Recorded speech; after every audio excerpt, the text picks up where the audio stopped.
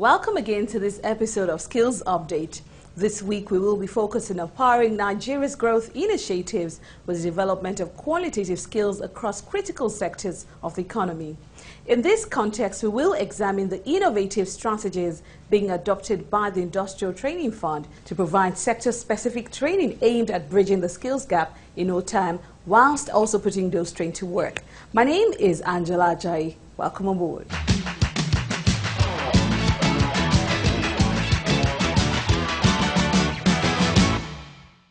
The Industrial Training Fund, under the current administration, believes that providing qualitative training for Nigeria's teeming youth will not only aid the desired rapid growth and development of the Nigerian economy, it will also solve many youth-related social problems. But the Director General of the ITF, Dr. Mrs. Juliet Chukkas Onaeko, says at the slightest opportunity that beyond training, the focus of the ITF is to ensure that those trained are actually gainfully employed. This unique focus has given birth to a new kind of relationship with the organized private sector, working with employers of labor in the country. The ITF has been able to identify vacancies that exist across major sectors in a bid to structure training activities to suit these vacancies. So far, the collaboration between ITF and members of the Nigerian Employers Consultative Association, NECA, has yielded remarkable results. Over 70% of trained youths have been gainfully employed. Others who were not absorbed, according to the ITF and NECA officials, have been assisted to establish their own businesses in various sectors of the economy, such as automotive maintenance, amongst others. The Student Industrial Work Experience Scheme, CWES, has also been greatly improved. Right now, the scheme has been aligned with the German dual education system to ensure that the training given to students is relevant to industries.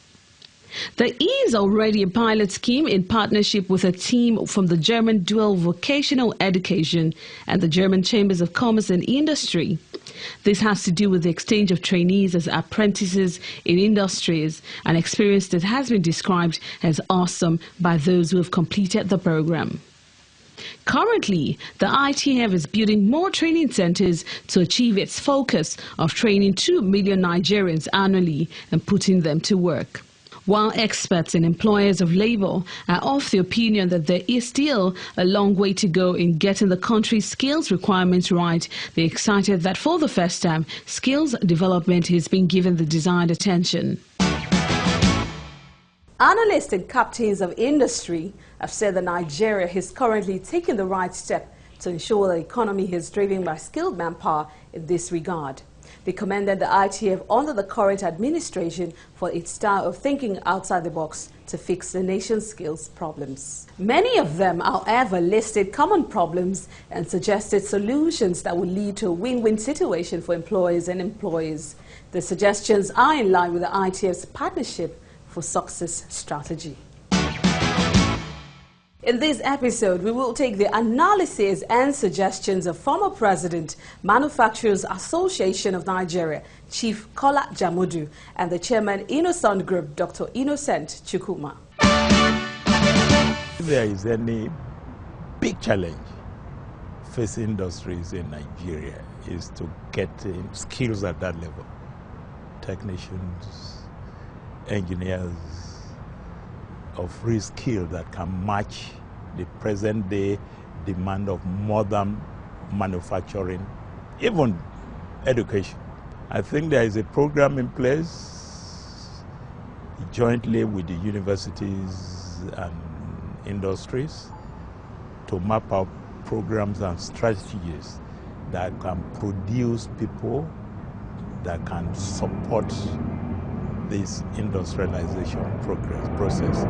Without that is a problem. The biggest challenge in achieving this is reorientating the youth that there is more than just following politics, following campaign teams, get something done, either through entrepreneurial skill or getting trained and getting employment within industries that have requests for them.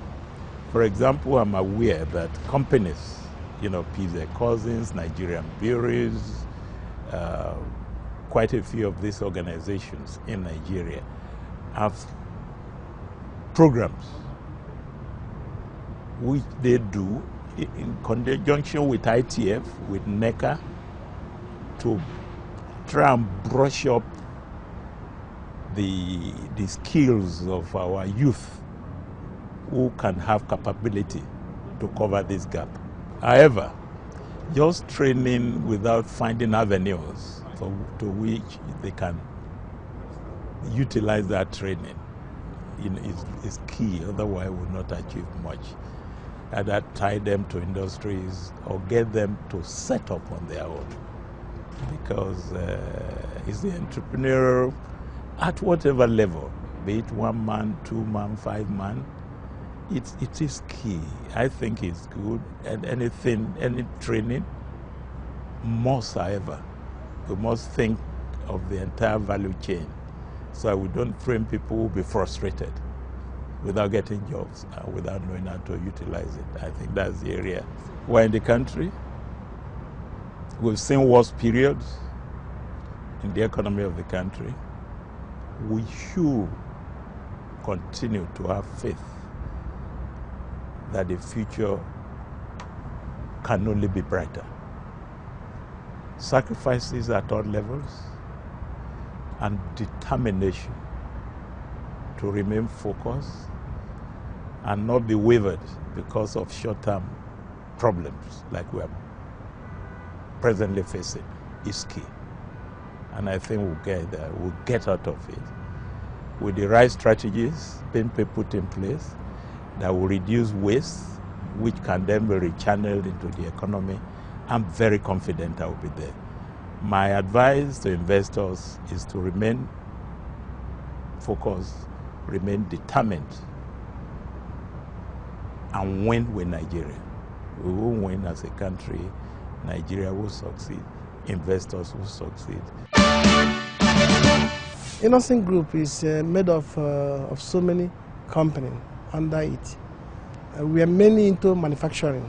I have about 7,400 Nigerians working under my company. They were trained by the expatriates.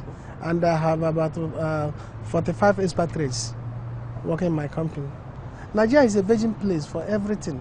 Even though you want to be a farmer, it's a virgin place to be a farmer. You want to be anything, it's a virgin place. You develop it well. And you even employ some people. There's a lot of things to do in Nigeria to even employ more people. There are a lot of skill jobs that is available. If they can be able to train them in skill jobs, so that if they give them such training, they will be easy acquire job everywhere. In skill job, Nigeria needs skilled people to train on skill jobs. We are proud to be a Nigerians. I myself, I'm very proud to be a Nigerian. Nigeria is a virgin place for manufacturing. Let people join hands to do manufacturing in Nigeria. The Director General of the ITF, Dr. Mrs. Juliet Chukkas Onaeko, also spoke with Learn to Skills Update in Washington, D.C. Now, during the phone's interaction with the diaspora on the need to leverage on their wealth of experience for the development of skills back home. Please watch.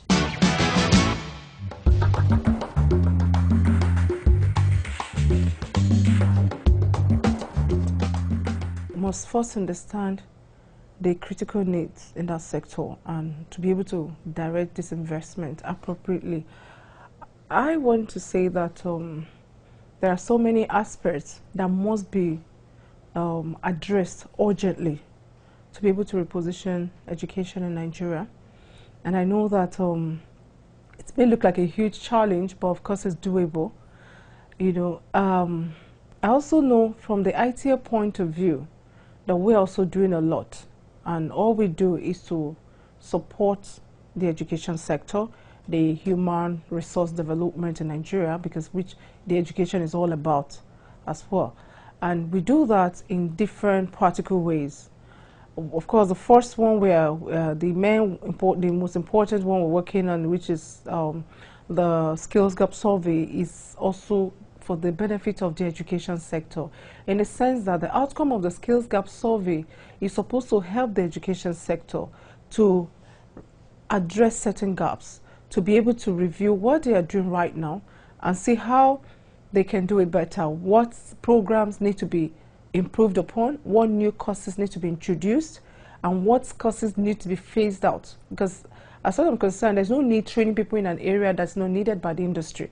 If the skills gap survey reveals that, oh, there are sectors where this type of skills are required, for instance, the IT, which cuts across different sectors of the economy, and you want to know what kind of IT. Is it software development, programming? Is it hardware maintenance? Is it, e-commerce or whatever? You want to know that, and then so what volume is required, and then so with that, the institutions should be able to now align the courses. You can, I mean, if it's a school that wasn't offering software engineering, you can decide to introduce it. It's okay, yes, we need to build 10,000, 50,000 capacity in software engineering within the next 3 years, 5 years. So we have to offer this course. Let's enroll people to study this so they can be useful to the industries. And that way, at least we're enriching the learning experience of our people and making sure what they are learning is relevant to the industries. I also feel that there's an urgent need to review the curriculum of our schools, maybe from the early years to the university. I think right now there's a new curriculum running from the Ministry of Education, which I think is a very robust curriculum, but then you also have to think of the delivery. How is this being delivered? I would want to advocate that we should make it less theoretical. I think there's need to begin to look at practical way of teaching, creative ways or practical ways of learning by the students as well. Let it be more of hands-on learning. Whatever form of education you're giving the people, even in general education, it can be hands-on. It mustn't be just textbook knowledge. That's why I like the fact that in the new curriculum, some new trade areas have been introduced in the senior secondary school curriculum, about 35 of them, And then these two trade areas are well delivered.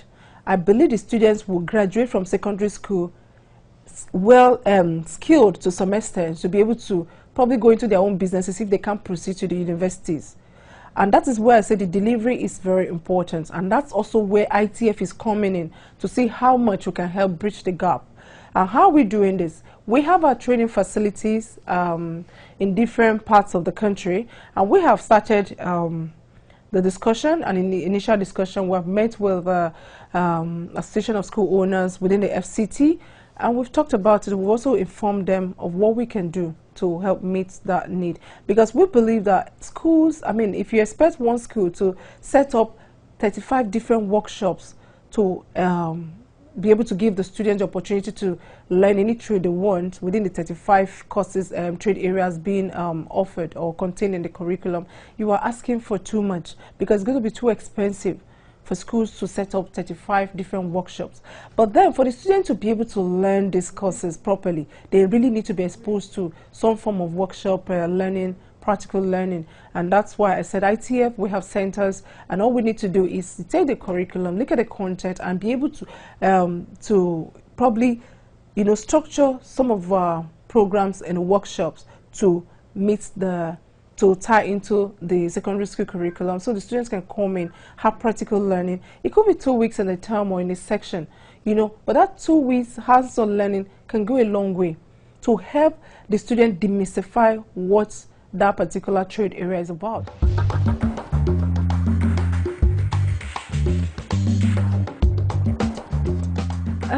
Yes, ITF training, we use different approaches, different ways to achieve the same result, which is train for job creation, for employability. One of the programs we run, which is the one we do in collaboration with Nigerian Employers Consultative Association, our focus is to achieve 100% employment for all the trainees that come on that platform. And so far, I think we've done quite well, reasonably well. I would say up to 70% gets retained by the companies that work with us to train these people, and some they go to sister companies, other companies that offer the same services, and they get employed.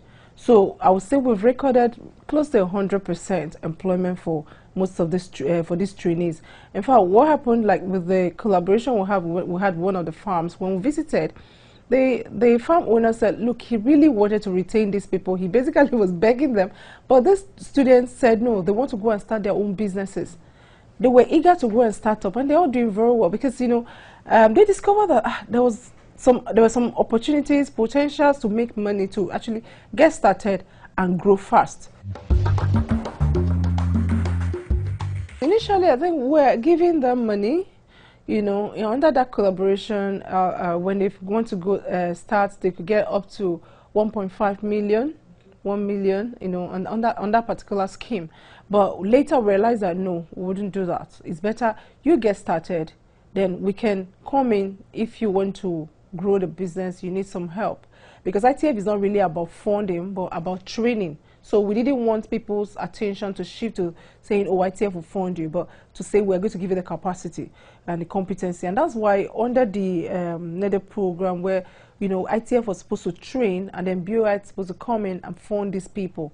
You know, though that hasn't recorded so much success in the area of saying they are being able to access funding from BOI. The reason being that BOI feel, oh, they weren't having bankable projects or something. But I think we'll have some group that have actually progressed and maybe at the final point of accessing funding from BOI. But beyond that, we try to encourage them, of course, you know, not just to go and try and get employed by a company, but of course, go start your own business. And in starting your own business, of course, there are hurdles to cross, you know, but you can start very small. You don't need to have all the money to get started. I like what Kamje Farms, their own approach, which is about saying, okay, the trainees, while they're on the farm, they get to produce some things, whatever they produce or harvest. Like you look at the fish, you're giving a section, you harvest this set of fish, and whatever proceed that is realized from that process is saved for these trainees, so that at the end of the program, they have some form of capital that they can take away to go and start their own businesses. And I think that's what we want to encourage as well, so that while you are an apprentice, whatever you can generate from your production or practicals and all of that, let that money be saved for you. So when you finish, you can use that money as start-up fund. Because sometimes this program lasts up to 18 months, some 1 year, 18 months. I don't think we've had anyone 2 years, apart from the one we run in Abuja. You know, so those ones, so when they leave, they can have something to start. But beyond that, we're also reaching out to agencies and organizations that could support these startup youth. Another thing we're also doing is look at our centers and then also work on turning them into production hubs, so that these young entrepreneurs, they don't need to, when you finish, you want to go into your own business, you don't need to think of the overhead, the cost of starting up, setting up, getting a generator, facility, and all of that, because it's a lot. So what you can focus on is having the right products, have your samples ready or your proposal and all of that. Go out to the companies. When you're able to raise the order, you can come back, use our center to produce and deliver. Meaning the trainees at our center will also have the opportunity to work with you, have the knowledge, you know, the practical knowledge as well. You know, so you bring your resources, produce these things, and then deliver. So it saves you the overhead, you know, but of course at a minimal fee to the center.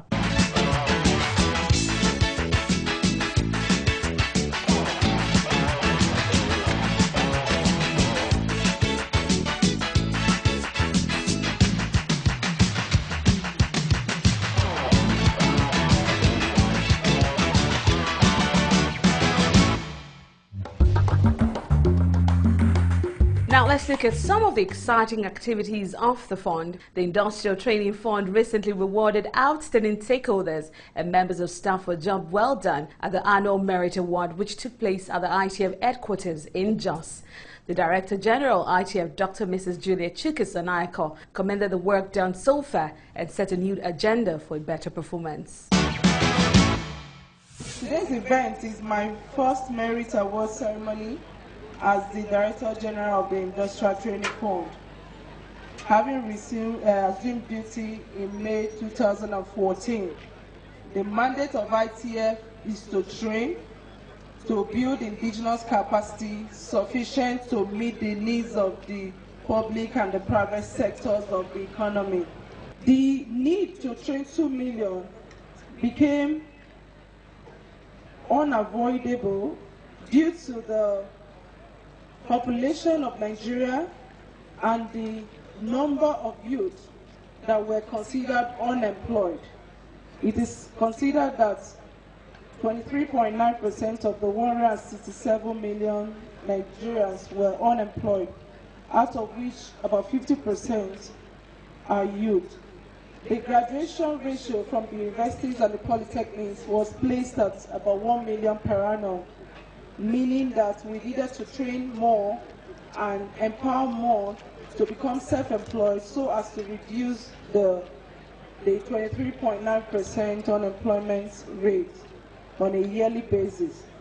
Rather than being overwhelmed, these expectations and challenges motivated us to performance levels perhaps not equaled in the history of the Industrial Training Fund, especially in the areas of training programs. One key factor that played in our favor was the 4-point agenda, which was rolled out after our last 6th management retreat, perhaps the first in the history of the Industrial Training Fund.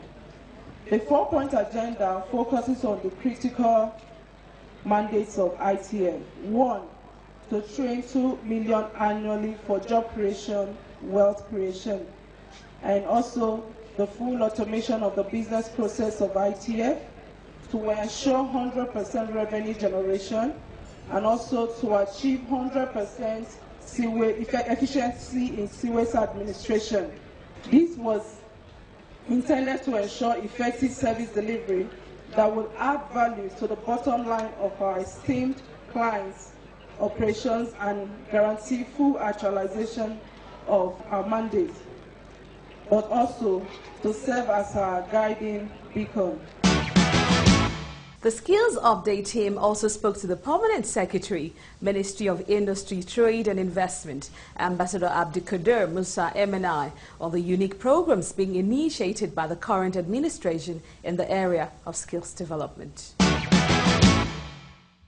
Based on my knowledge of what I saw in this ministry, I'm building classes whereby every year we'll be given seminars to people who need education in my area to do what? One, we are part of the country that dwell in a wetland, river basin, extensive river basin. So what do we have there? We have rice farmers and wheat farmers, which means cereal. We have sugarcane farmers, and 2 sugarcane factories are coming up there.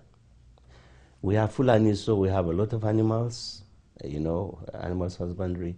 And then, of course, the 4th one, which is also the upcoming staple crop processing zones in the area. Jigawa State is a remote place.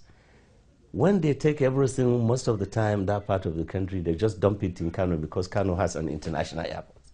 So what I'm doing is now to try and see how I can get our local governments to subscribe to a project with ITF. If I wait for the local governments to really apply themselves, it will take years because they are embroiled in politics. So I'm building classes, 4 of them, and we're trying to source funds to equip them so that we'll be taking classes for our citizens in that area that are not really as educated, but to be exposed to seminars and training by ITF in sugarcane and its best derivative, to be assisted by the Sugar Council, where it requires training in mechanization aspect of sugarcane to be given by the Sugar Council with support of ITF, where it's necessary for them also to learn better yieldings for wheat and for rice, which is their staple crop, and also what is their agricultural crop, and then also animal husbandry to take care of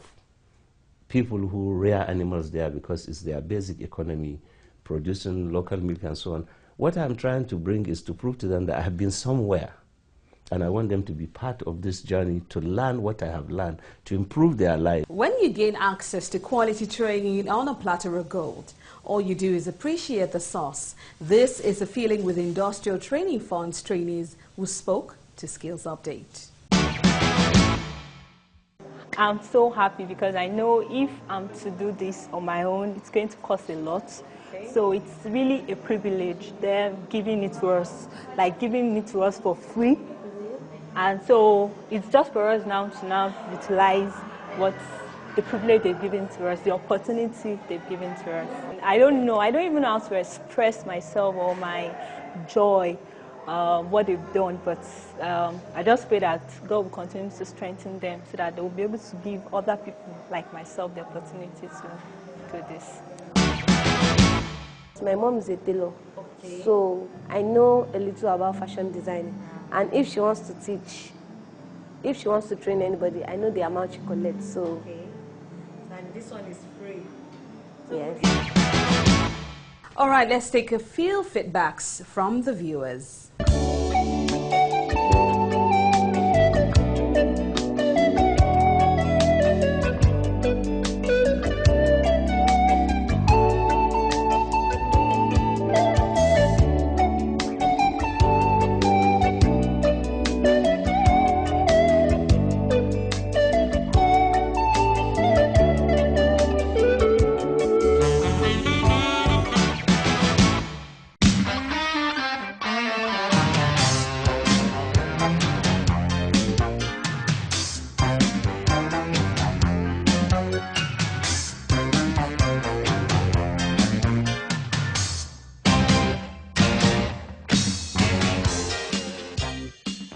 Once again, please send in your inquiries about any aspect of the Industrial Training Fund's activities to skillsupdate@weeklyrajng.com.